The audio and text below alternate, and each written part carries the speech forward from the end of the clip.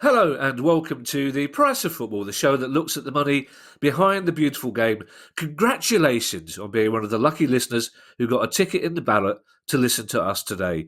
I'm Kevin Day and he's Liverpool University's Kieran Maguire. How are you, Kieran?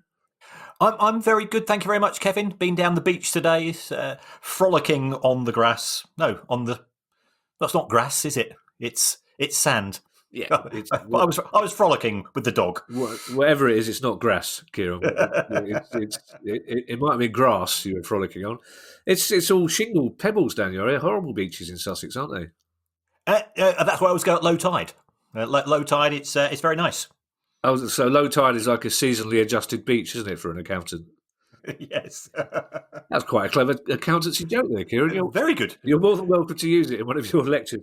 I will. I promise you. It's a very exciting day today, Kieran, because obviously Palace had their record away Premier League win yesterday, and we've got our quiz coming up. And I'm always excited on Questions Day because I like to judge the mood of the country by the mood of our questions. But we do have a couple of news stories to get through first. And imagine, everybody listening at home or wherever you like to listen to this, imagine Kieran's chagrin and the angry text I got when Michael Tattersall, chief executive of the National League, stepped down 3 minutes after we finished recording our last pod.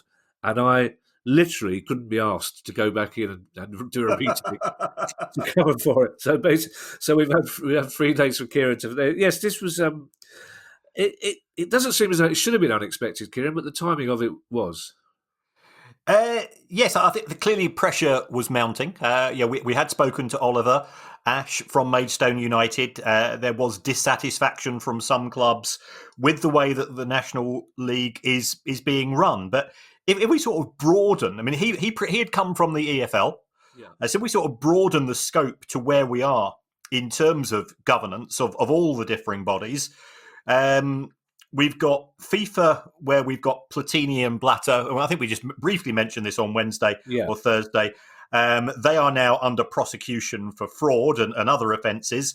Of the people that awarded the 2018-2022 World Cups, 10 of them were subsequently banned by FIFA, and lots of them are under investigation. If we move on to the PFA, we've got it's being run by 75-year-old Gordon Taylor, who 300 members asked to resign. And a few years ago, it was revealed that he'd run up £100,000 worth of gambling debt. So that doesn't look great. If we move on to the FA, Greg Clark's just resigned. The person who was tasked with finding his replacement, Stacey Cartwright, she resigned because of, frankly, appalling language coming from one of the FA members, who they seem to just sort of give a free pass to. At the Premier League, we've got Richard Scudamore, who got a £5 million golden goodbye, and then the chief executive who was supposed to replace him, well, both Susanna Dinenage and Tim Davey, they both withdrew their applications after initially accepting. And then when you move to the EFL, Dave Baldwin, the chief executive, he resigned after 4 months with a very cryptic comment of, it's a very different environment in the EFL to the one I in 2016.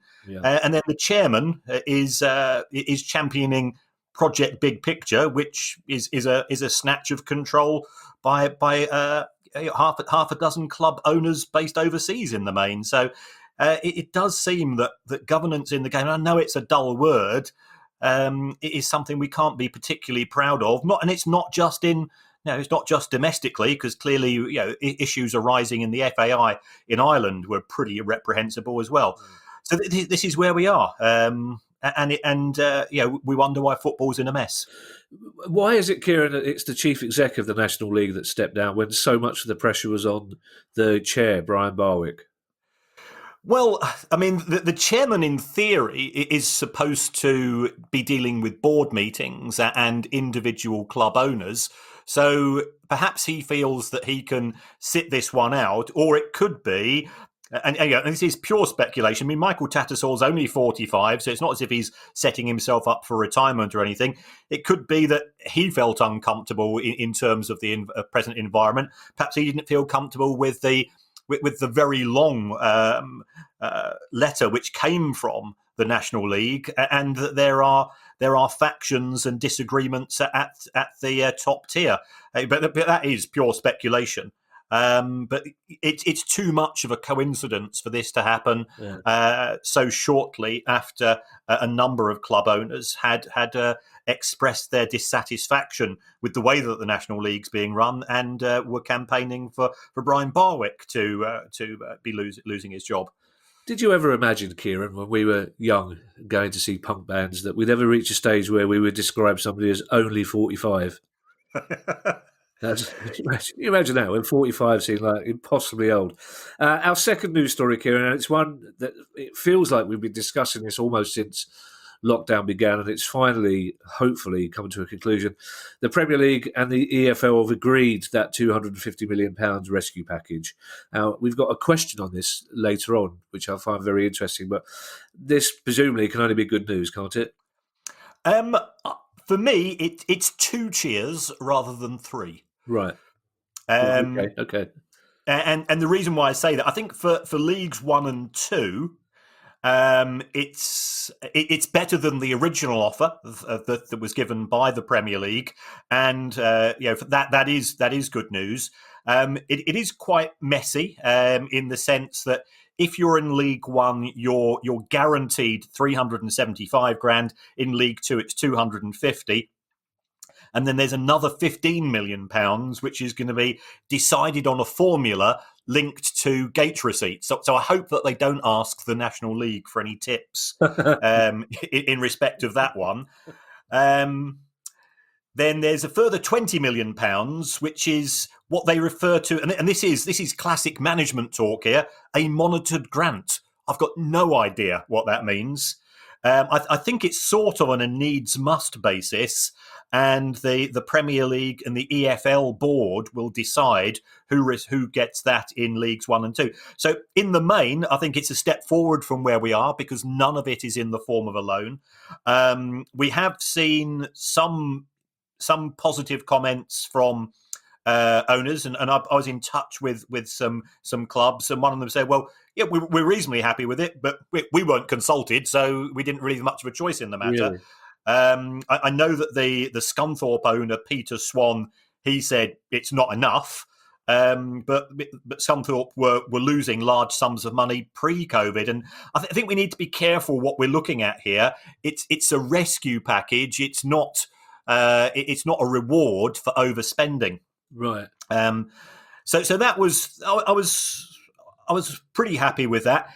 When we move on to the Championship, there's a little bit more smoke and mirrors here. Yeah. It's been packaged as a £200 million loan, interest-free, and all of the arrangement fees, all of the setup costs, up to £15 million, to be borne by the Premier League. So that looks good. And the reason why the Premier League are arranging it is because they're a lower credit risk than the EFL. Because with the Premier League, at least some of the clubs are making money, whereas in the Championship, they're all losing it. So banks are very reluctant to touch them, as we previously discussed. So then you go into the detail, and it's up to £8.3 million per club, but it can only be used if the club is in arrears of PAYE and national insurance. Now, some of the clubs have already said, I think, the likes of Rotherham and Coventry as well, hold on, we've been washing our face okay so far. It's not been easy.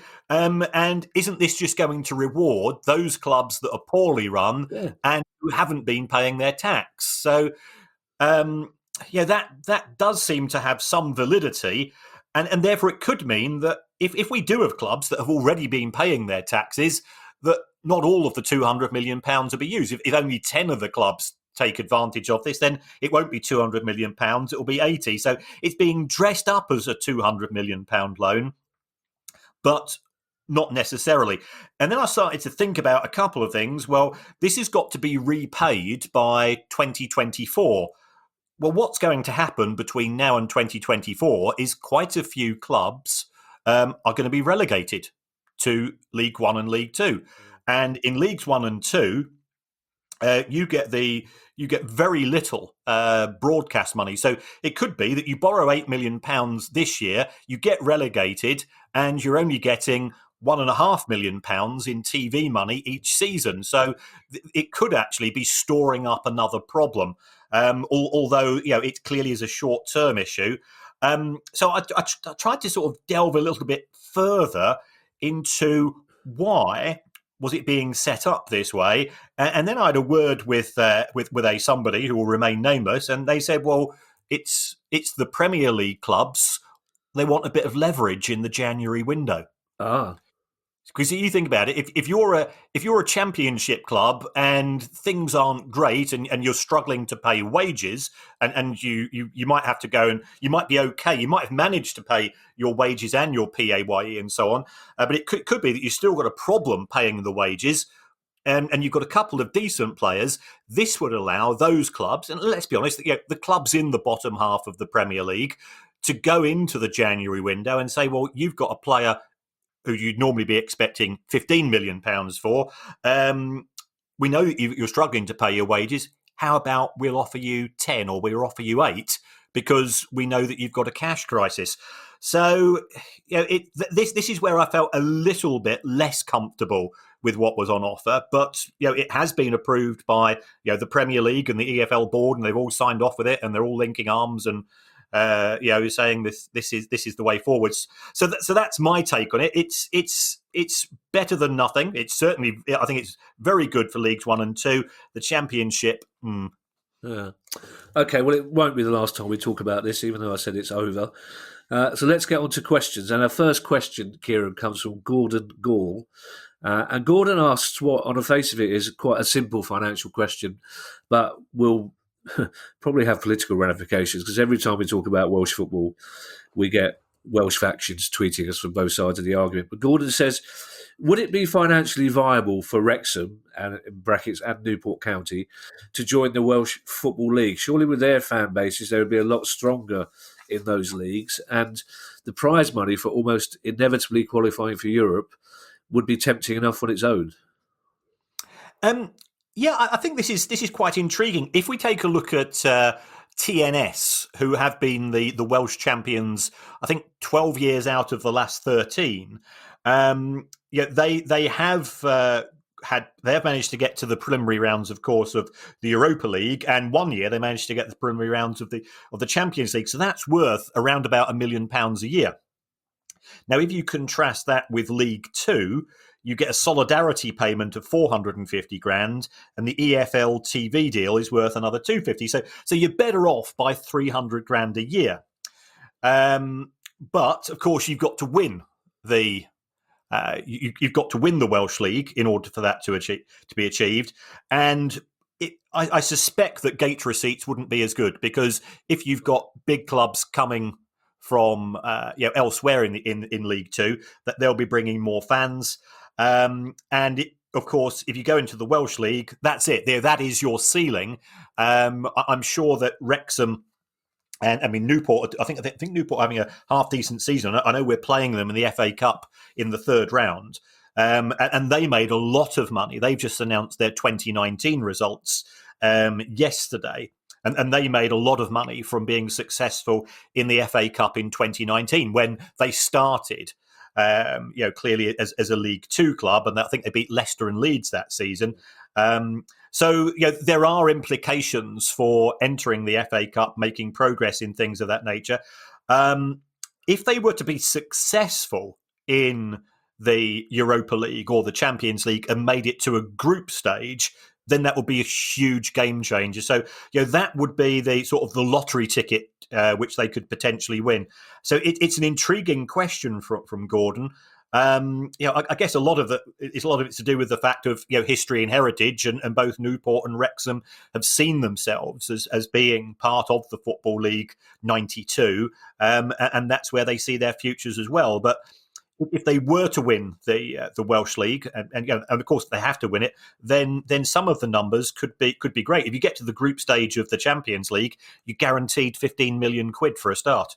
Yeah, recently anyway, Newport are a relatively new edition of Newport County, aren't they? As they went out of business very messily and came back as a Phoenix club. And the Football Association of Wales was so upset with the Newport insisting that they take part in the English pyramid back in the Hellenic League, I think it was, they wouldn't let them play in Wales.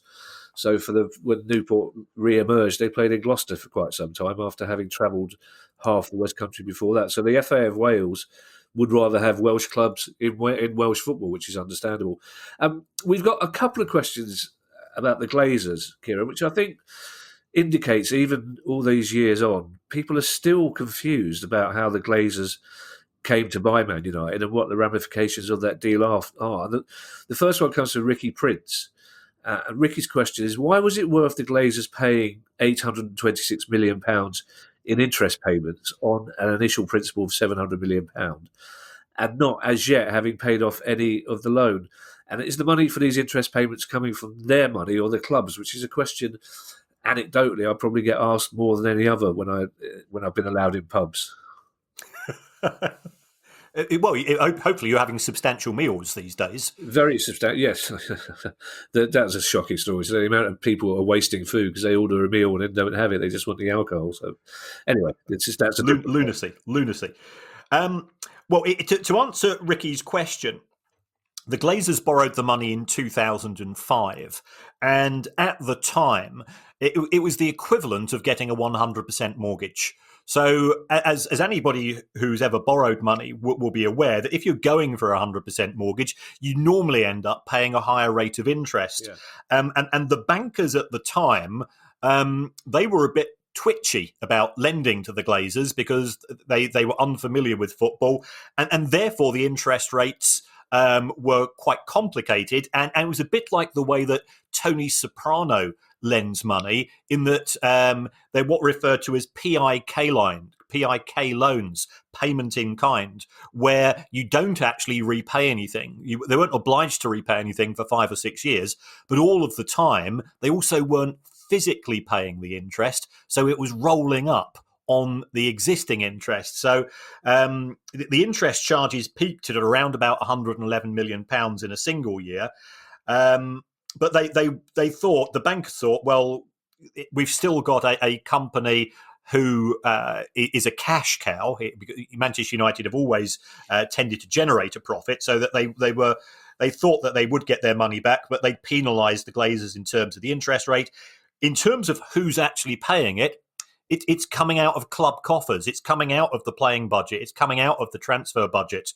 That 800 odd million pounds, which has accrued since 2005. I mean, admittedly, the interest rates now are far, far lower than they were originally. Now, whilst not wanting to open old wounds, as you know, I like a bit of small print, and I went through the small print of Project Big Picture, and it did say that if Manchester United did actually get round to spending any money on Old Trafford, and anybody that's been to Old Trafford recently will probably say the thing, it's the theatre of slightly shabby dreams these days. The infrastructure's not there. There was going to be a fund paid by the Premier League to encourage clubs to spend more money on the infrastructure itself. So it could be that the United board have deliberately not spent the money. And this is, again, pure conjecture, because they hoped that Project Big Picture would go through, and therefore a significant chunk of any money they spent on Old Trafford itself would come back directly from the Premier League. Yeah, as we know, the one surefire way of getting producer guy's attention is to use those words. Pure conjecture. That'll nudge him out of his torpor. And well, Sam Henderson has a question on the same family, and this is a question that I don't think we've ever actually put to you, Kieran. Basically, Sam's question is, what was in it for the banks? If they were willing to provide a loan to pay 450 pence to buy shares when the market value was 300 pence, where was the guarantee they would get the money back, even if they repossessed the club and sold it on? Well, there was no guarantee. And as far as the banks were concerned, this goes back to this issue of risk. And that's why they charged interest rates, which peaked at 16.25% one year. Can you imagine paying that on your mortgage? That would turn what remaining hair we have even whiter than it is at present. So so the Glazers did the bankers did it purely from a risk assessment perspective, and it was only once the Glazers managed to, horrible word, started to monetize Manchester United, especially in terms of its commercial income, was that when those loans came up for renewal, they said, "Okay, you've proven yourself now, and we're prepared to lower the interest rate."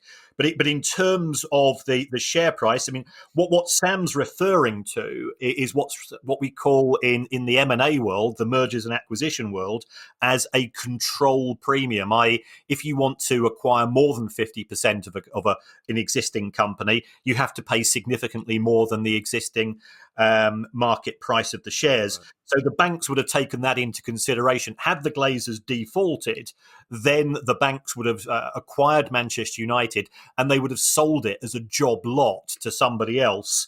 So that would have got a significant amount of their money back. And presumably they also had some form of either personal guarantees or guarantees over the Glazers' other investments in the US to get the remainder of the money back. Yeah, the reason I'm not allowed anywhere near my family finances is that if I were, we probably would have a 16.5% interest rate mortgage because he was a Palace fan who recognised me from the pub. I would have gone, that's a good enough reason, darling, isn't it? Emlyn Riley has a Liverpool question to go with that Liverpool name of his.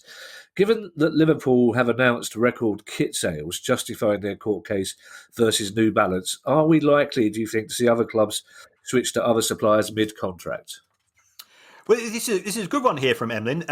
There is a historical precedent of a club switching kit suppliers, and that's Chelsea. In 2016, they had a deal with Adidas, and they jumped ship to Nike. The problem was that Adidas still had 6 years remaining on the contract, so Chelsea had to pay them £67 million in compensation. Wow. for saying sayonara. The reason why they jumped ship was, I think originally the Adidas deal was worth around about 30 to 35 million pounds a year. Nike were offering 60, so Chelsea got out their spreadsheet and realised that they were actually better off paying a penalty fee. So could this go ahead in the future for other deals? I think if it's a small club, it's probably unlikely because most small clubs tend to have short-term deals. So therefore, it wouldn't be worth it. And it probably wouldn't be worth it for a new kit manufacturer coming in. So that's why they tend to wait to when those deals expire. If we're talking at the elite level, Chelsea, Manchester United, Liverpool, Spurs, Arsenal aren't there anymore, are they? No. Perhaps City as well, and certainly on the continent with the likes of Barcelona and Real, then yes, it's something which they would always take into consideration on an annual basis. James Newton, Kieran, is an expat living in Houston, Texas, and he tells us, as a bit of context, that he enjoys listening to the show after it was recommended by one of your former students. And I presume by one of your former students, he means one of your former students, because I don't recall. Oh no, there was a couple, but do you know the student involved, Kieran? Who? I don't, but I'm very grateful. I mean, you must have run comedy masterclasses and things of that nature. In general, I'm a Ginham, so yeah, I have. Yeah, as I got offered money for a couple of them, but it's easier to teach somebody to be an accountant than it is to teach them to be a comedian, Kieran, because in my job you need some innate skill, whereas I think you can probably wing it in yours, can't you? Oh yeah. I mean, teaching people to be dull is not difficult. Yeah, see, that's good. You see, there's an actor. It's like some comics who pretend to be dull. They're still very funny. You've got that knack, Kieran. Unless you didn't mean to be funny, then in which case, no, I didn't. Oh, okay, fair enough. Oh, it's a complicated dance we do on this podcast sometimes, isn't it?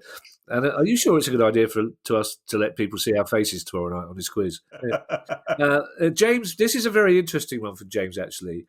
And I would be interested in your answer to hear what the outcome of this, because James says that in Houston, Texas. He could watch every single Premier League game extremely cheaply, including all the 3:00 kickoffs. He said even with NBC add-on packages for other sports, it could cost as little as $30 a month, which is what, 15, 18 quid, I think, isn't it? NBC bought these rights, he said, for a very low price. Now, was that owing to a poor deal struck by the Premier League in 2015? And will it translate into a huge revenue boost for the Premier League when they negotiate the new deal for 2022-23? And if it is a huge new deal, does that mean James will have to pay a lot more to watch the Premier League in a couple of years' time? Right. Well, let's break those down. I mean, NBC paid around about £60 million a season, which, if you compare that to the Scandi deal that's just been signed for Norway, Denmark, Sweden of 300 million, it looks like they've got a bargain. But I think there's a couple of key points. Whether we like it or not, football or soccer is a minority sport in the US.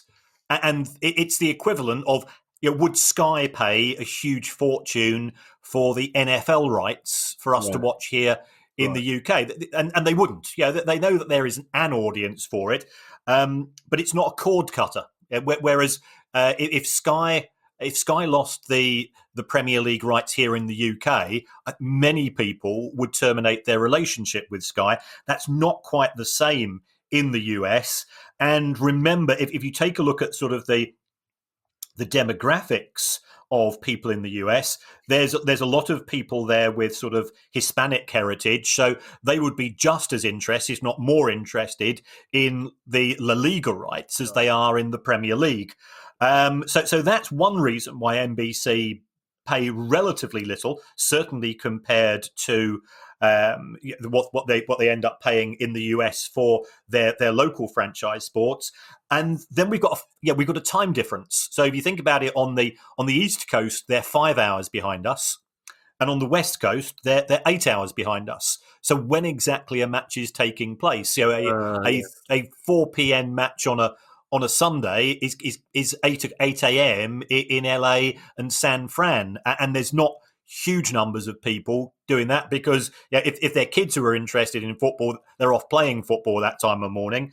And so that is another contributory factor.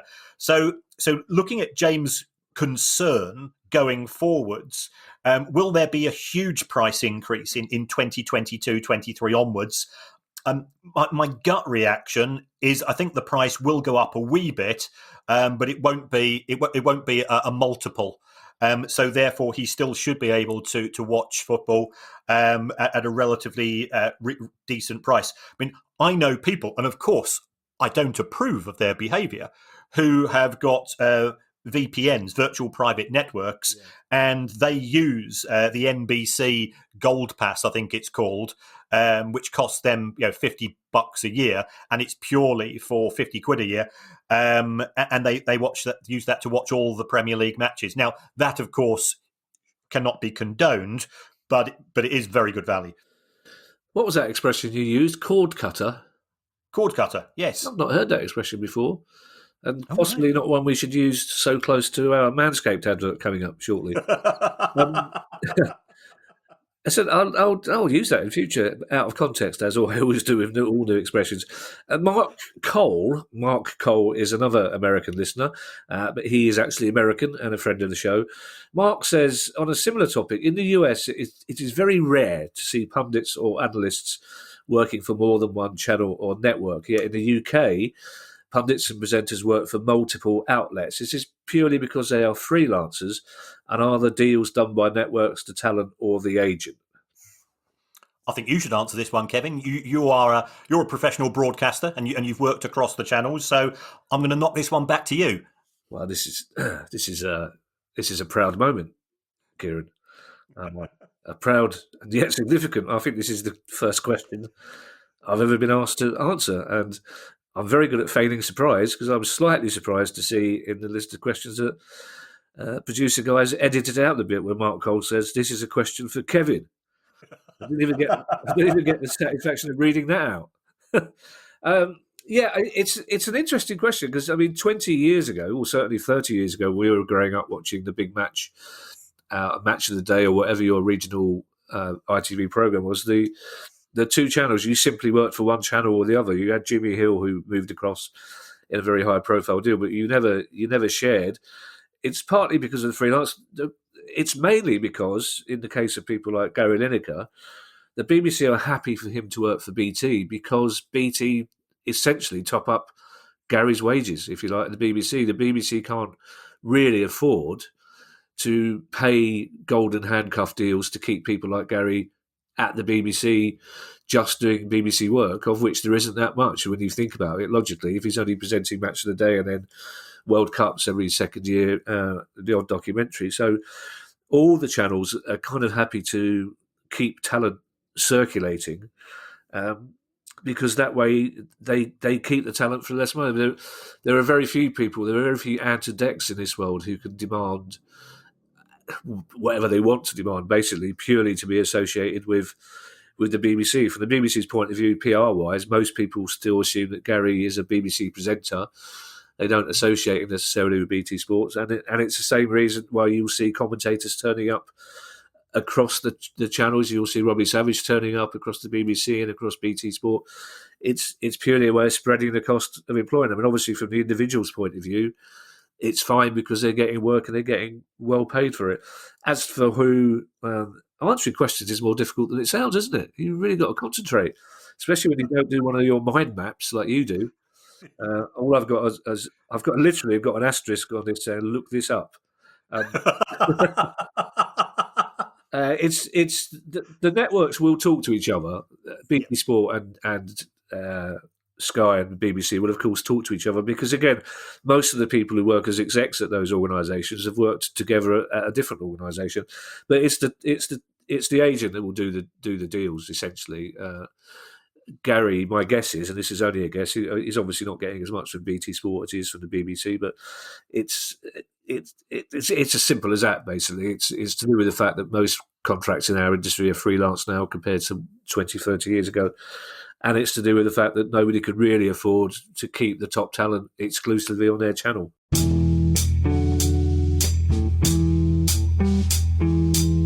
This episode of The Price of Football is brought to you by Manscaped, providers of the best in men's below-the-waist grooming. Now, Kieran, as regular listeners will know, this sort of thing isn't my bag, but it is yours. I'm not entirely sure "isn't my bag" is the appropriate phrase in the circumstances, but you're far better placed than I am, Kieran, to tell us about the delights of the downstairs trim.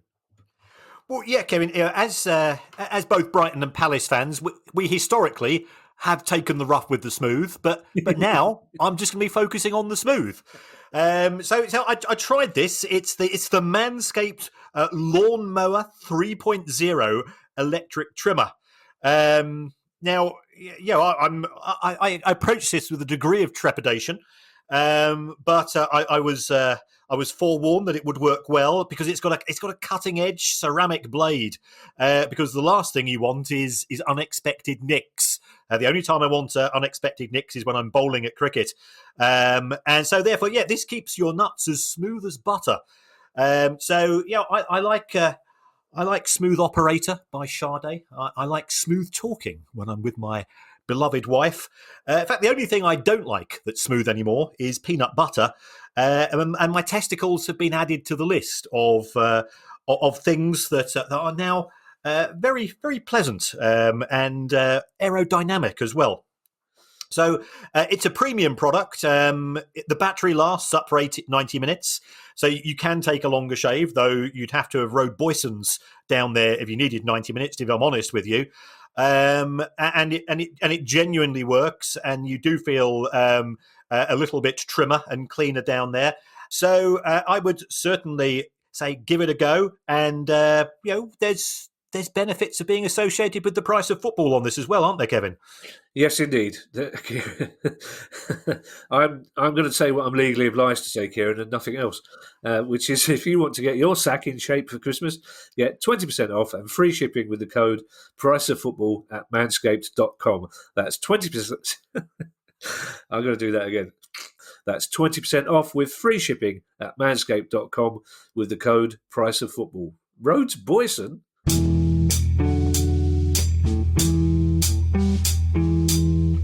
on that note, and I hope producer guy has done this deliberately, that the question we have after the Manscaped ad comes from somebody called Jamie Moss.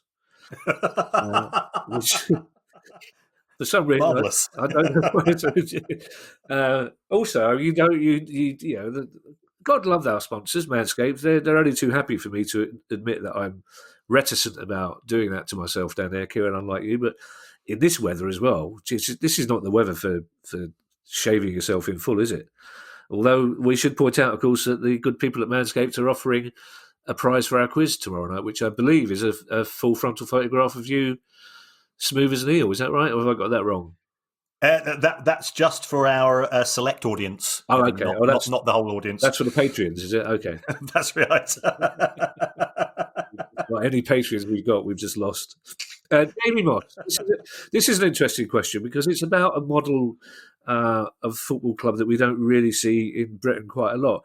Jamie says, when I last checked, which again, coming off the Manscaped ad is pertinent, when I last checked, Bristol Sport owned Bristol City's men and women's teams, Bristol Bears men and women's teams, the basketball team, and a motorsports team. If this is the case, what advantages does this offer Bristol City in terms of their operation and FFP? For starters, says Jamie, I guess they generate some rent. Now, the rugby team is based at Ashton Gate, but this model is very much more common on the continent, Kieran, isn't it? Where a football club like Barcelona is only one team in a broad panoply of other sporting football clubs, sporting clubs. I beg your pardon. Yes. Well, I mean, well, Jamie, the benefits of this is that if you think about any business, you only need one HR department, you only need one finance department, you only need one legal department, you only need potentially one person on reception. At the front door. Now, if those costs can be spread between a basketball club, a rugby club, a women's football club, and so on, then that's a way of reducing the costs which are allocated to the institution, which is being subject to cost control legislation or rules within the particular industry. So if we take a look at Manchester City, for example, they have around about less than 2/3 of the number of employees of Chelsea, Liverpool and Manchester United, who you would think would be their peer group in terms of the size of the club. So this is a way of effectively parking some of the costs at the rugby club, at the women's club, which isn't subject to FFP and things of this nature. And this means that Bristol City Football Club is more able to satisfy the financial fair play rules in their present format. And of course, there has been talk about moving to the squad salary cap that we presently see in Leagues 1 and 2. But presently, the rules are you've got this strange £39 million allowable loss for FFP purposes over 3 years. So it's a way of sharing costs. And if you can reduce your costs as a result of that, as Bristol City Football Club, then the chances of being pursued by the EFL in respect of a breach of financial fair play is reduced. Thank you, Kieran. I do know how to pronounce Panoply. Aaron Dixon, you remember, Kieran, we mentioned earlier on that there are a number of questions that people sidle up to in a pub and ask me. Aaron Dixon has got another of those. What's Kieran really like? No, it's not a question. That's a short answer. I do get asked that a lot. What's he really like? Yeah, he's all right. He's great. He's a twat. Does he really support Brighton? Yeah. And Aaron Dixon's question, this is a question that I've been asked several times, and obviously I can't. I give the answer I always give, which is email Kieran or listen to the pod, because I really am the last person to ask these questions. I probably did know once, but Aaron Dixon's question is, what is the point, says Aaron, of having rules to prevent owners from owning more than one club, when it's perfectly legal to do what Man City have done and control an empire, his word, of clubs around the world? Right. And for some reason, this got me thinking of Empire Song by Killing Joke. I've got no idea why. But I heard that. Yeah, go on. Yes. The benefit to Manchester City is that it allows you to park talent in various places and to have interesting transfer deals, such as Aaron Moy went from Melbourne City to Manchester City for nothing, and then Manchester City promptly sold him for 10 million quid. So it is a way of, as we've just been talking to in respect of Jamie's question, of sharing costs, but also allocating revenues to single elements within the empire. But within leagues, I took a look at the Premier League handbook this morning, and I think this was on page 655, section F1.2, if anybody wants to take a look at it, and I wouldn't recommend it. But you cannot own more than 2 clubs within the Premier League, but also that a Premier League club couldn't own an EFL club either. So this is to stop B teams from arising. So there was a bit of integrity there. Now, by ownership, it means having more than 10%. There was a time when people were buying 9.9% of this, that, and the other, but that sort of has died off. So that's and the rationale behind that is one of sporting integrity. If you've got 2 clubs in the same division, one of whom potentially could have a Champions League place and the other one's mid-table, then we know which one's going to roll over, and lose. So yeah, that's great.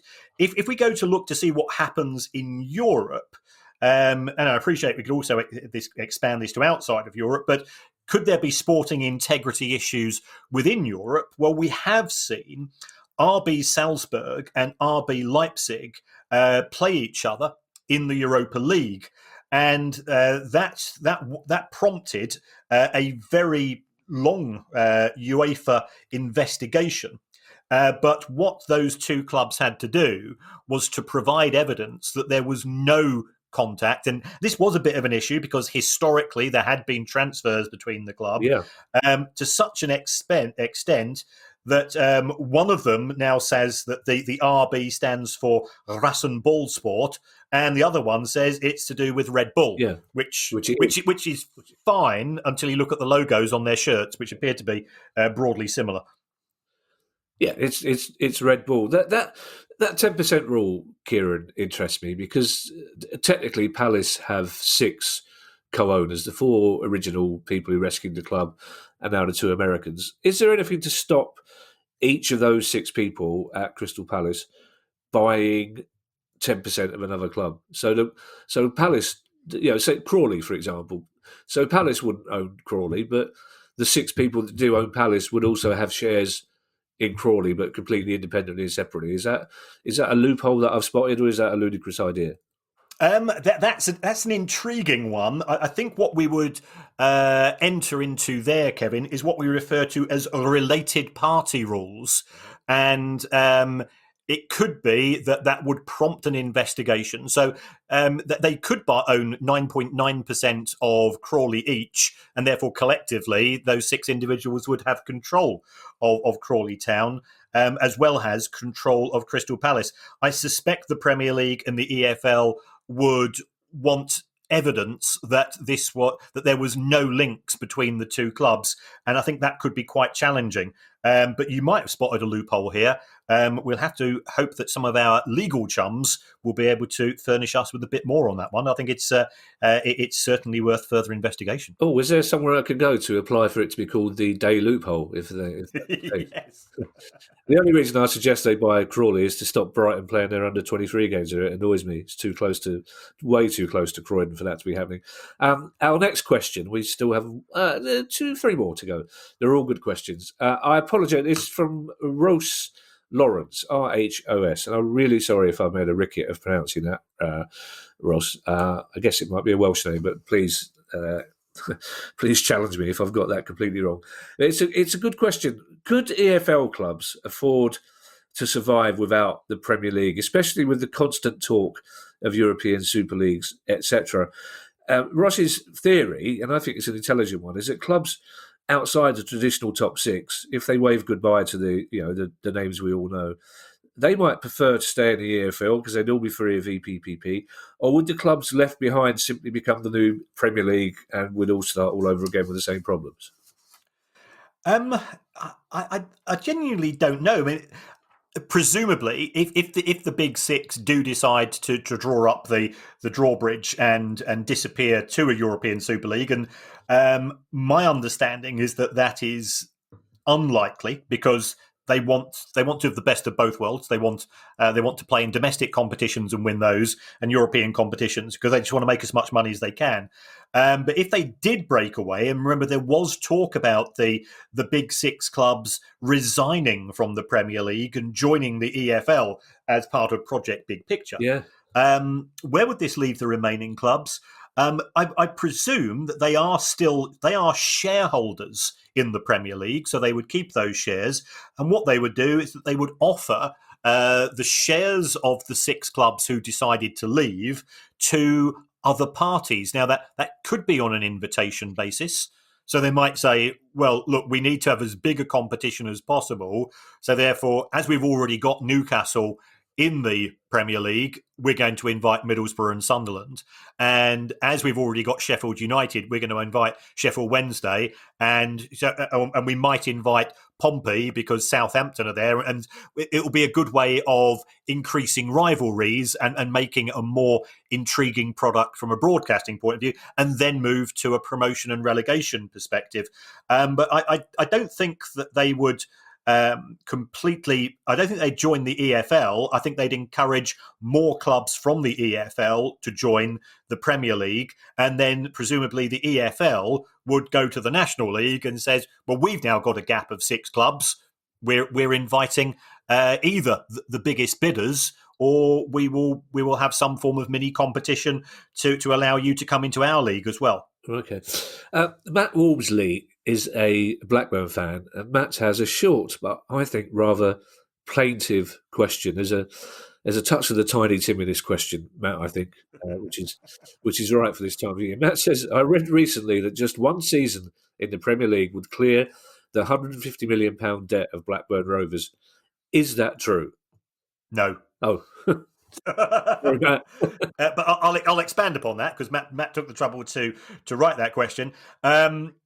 He's absolutely right that Blackburn Rovers would receive a significant increase in revenue, but I went into my spreadsheet and I tried to find something which would be broadly similar to Blackburn, sort of in terms of the size of the town and the ground and so on. And the closest thing I could find was, remember Huddersfield Town were promoted a few years ago. They did get a lot of extra money, but their wage bill went up by £35 million. Their overheads went up by 14, and their transfer spend was £59 million in their first year within the Premier League. So the only way that Blackburn's owners, the Venke's, would get money back would be if they deliberately just said, we're not going to spend any money once we get promoted. We're not going to make any effort at all, or minimal effort. And this is the approach that was actually taken by Blackpool Football Club. And Blackpool were promoted. Was it 2011? I think they went up 2010 or 2011, and they went up. They were owned by the former jailbird and convicted rapist Owen Oyston. And they then paid the Oyston family an £11 million dividend or management fee as soon as they were relegated. So that's the only way that it can be achieved. But remember that was £11 million, say 10 years ago. You might be able to double it, perhaps. You might get £25 million back if you made no effort in the Premier League. But I don't think it'll go much further than that. Oh, Matt, I can only apologise. I'm really sorry. It's back to pressing your nose against this tweet shop window, looking sad. Our penultimate question comes from Neil Cotterill. And Neil quotes some chancer called Kieran Maguire from Jesus. a recent article about the Premier League bailout of the EFL. The quotation starts here. Aston Villa, Derby County, Sheffield Wednesday, Reading and Birmingham have generated nearly £250 million from selling their stadia to companies controlled by club owners in 2018. And this was just one of the reasons given why the Premier League should think twice before bailing out Championship clubs. Now, this is well-trodden ground for us in the last few weeks, Kieran, no doubt about it. But Neil says, rather bravely, I think, I thought this was a bit of a red herring, as surely these sales did not necessarily generate any extra cash. Well, they did generate extra cash for the football club, because what we saw is that, for example, when Derby County sold Pride Park for £81 million to, I think it was Sevco 5113 or something like that, that company did physically pay cash for the ground. The only club that didn't physically that did sell the ground but didn't physically receive cash was Sheffield Wednesday. So that's the one club that hasn't had a cash benefit. All the other ones have had substantial cash injections, which have come from the owners and have all counted towards financial fair play. Oh, sorry, you finished there, didn't you? That was it. Sorry. Yes. Sorry, I'm normally very good at telling you when you finished, but I was I was mid doodle, to be perfect. I was thinking about what to say after our last question, because I'm excited about the quiz tonight. Basically, our last question comes from John Hurst, and this is a subject we've skirted around recently. We talked about Zlatan Ibrahimovic, who's moaning about his image being used on computer games without any payment. But John Hurst has got to the meat of the matter. How do computer game licensing work? Do FIFA, Football Manager, PES, etc. Do they negotiate licenses and image rights at FA level, league level, club level, player level, or all of the above? It's all of the above, John, to varying degrees of success. So if you take a look at Konami, who do PES, Pro Evolution Soccer, for quite a long period of time, they didn't have the official rights from UEFA and the Premier League and so on. And therefore, it would be names like David Bickham and Stephen Gorard and things like this. But what they would allow you is that they allowed you to change the names of players. But they couldn't do. They didn't used to be too hot on the likenesses, but the licenses can be a bit weird at the best. So if we take there's currently as a weird one. So if you do a FIFA 21, I believe, and you're looking to pick an Italian club, Juventus isn't there because Juventus have sold the rights to their name to another gaming company. Oh, okay. So therefore, you have to play as Pimento Calcio as an alternative. Now, whether there's an editing function in FIFA 21, I'm not sure. The Baroness won't let me play these games because she says she. I've heard that. I've heard you say that so many times before, Kieran. On the grounds that she doesn't see very much of me as it is, because I'm always media tarting somewhere, and you can imagine me let loose on Football Manager, and big thanks, by the way, to Football Manager for their wonderful prize of a code for one of our for our quiz tomorrow or tonight. It is a negotiation. There are fees involved. On a player level, the players in theory are represented by Fifa Pro, which appeared to come as a bit of a surprise to both Gareth Bale and Zlatan Ibrahimovic in light of their recent comments and where's the money exclamations. Yeah, and I have to say this, Ken, I wasn't going to share this with our listeners, but I think they'll be impressed that your media tarting is so impressive that we both did a bit of joint media tarting together on Friday when we were guests on somebody else's podcast, and you had to leave halfway through to be to be on something else, which left me to finish the interview. Which is I thought your broadcasting spreadsheet must be every bit as efficient as your financial spreadsheet. You left to the minute. You said, "I've got to go after 38 minutes," and blow me, I looked up and you'd gone after 38 minutes. Just looking at two confused presenters. I just say he does this all the time. It's fine. Don't worry. um, and also talking of media targeting, Kieran, as we've alluded to, I'm very excited to say that I normally have to wait 2 whole days before I see you or talk to you after a Monday, but in not many hours' time, we will be getting together to do our first ever Price of Football quiz, which is fun, simple, and free to enter for everybody listening, isn't it, Kieran, tonight? Yes, yeah, it's just a way of saying thank you to everybody for all the support you've given us. It has been. I hate to use the word journey, so it's just been a huge amount of fun from our point of view, or certainly my point of view. And without wanting to blow smoke up your backside, Kevin, I've learned so much about presenting working from you. So this was this is just our way of saying thanks to all the listeners. We really do appreciate you keeping us grounded, and we like the fact that you enjoy the show, and we look forward to many more. So we're doing a quiz on Zoom. We will put the joining instructions out on social media.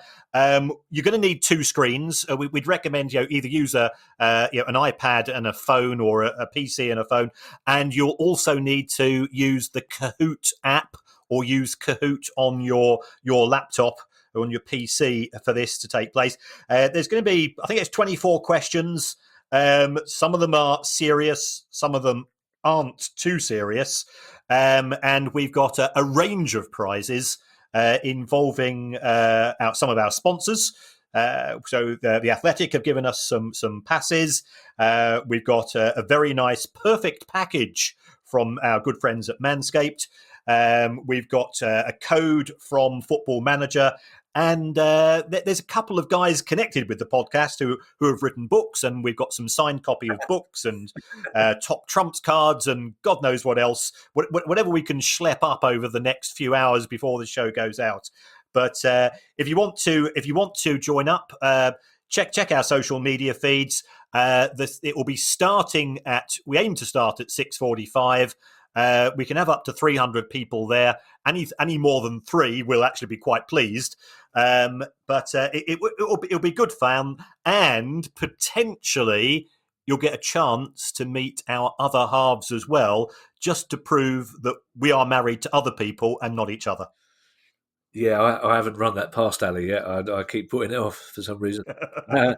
Thank you for saying what you said about presenting. You may have learnt a lot about presenting, Kieran, but it's become increasingly clear this evening that I've learnt nothing about answering questions. For those of you who want to take part in the quiz, it's semi-serious, but if there will be prizes for people who finish lower down, shall we say. It's not just the top 3-4 people that will get stuff. There'll be prizes given out to people who finish 30th, 50th, 100th, depending how many people we get.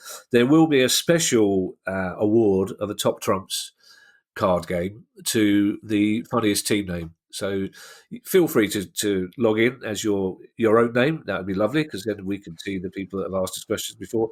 But if you want to come up with a name as amusing as my old quiz team, Crystal Phallus, by all means come up with something as funny as that. And it'll be lovely. And I'm actually very much looking forward to it. And as I always say, if you want to ask us a question for future pods, then it's questions@priceoffootball.com. We've overrun a little bit, so I'll ask Kieran to do the short 2-word message, and I look forward to seeing and hearing from some of you tonight. Stay safe, boys and girls. Take care, everybody. Bye-bye.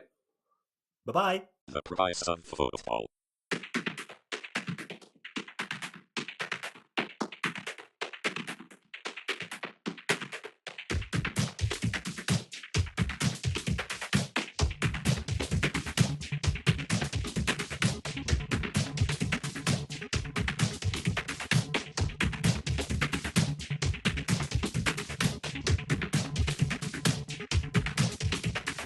The Price of Football.